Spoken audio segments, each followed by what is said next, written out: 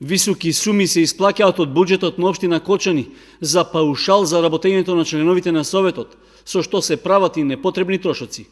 Ваков е ставот на независната листа за советници на општина Кочани, чиј носител е Венко Крстевски, при што на пресконференцијата што символично се одржа пред салата на Советот, рекоа дека започнуваат иницијатива за укинување на паричните надоместоци за советниците и пренасочување на парите за хуманитарни цели. Редовна пракса советниците во нашиот град да секој месец да кешираат одреден паушал, кој во денешно време нашата пресметка е цирка 50.000 евра годишно, само на име месечен паушал бруто исплатен на еден советник од вкупно 19. Значи вкупно 19 советници не чинат цирка 50.000 евра годишно. Прва задача во Советот да не биде токму оваа иницијатива.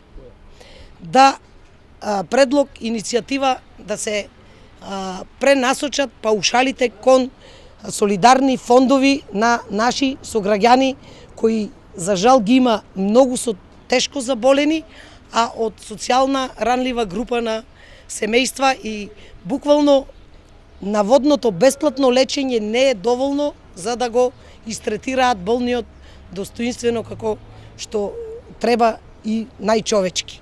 Сабовљевик Стоименова додаде дека економската состојба во општината е лоша и поради тоа тешко може да се полни буџетот на општината.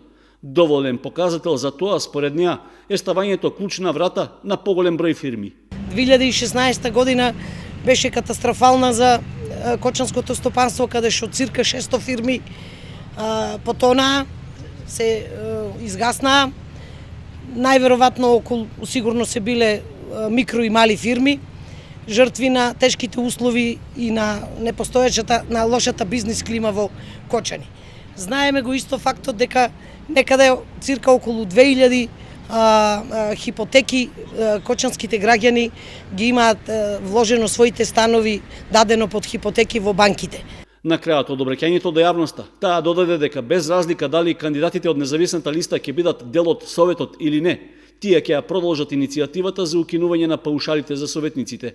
При тоа очекуваат поддршка од граѓанските здруженија и воопшто од граѓаните на општината.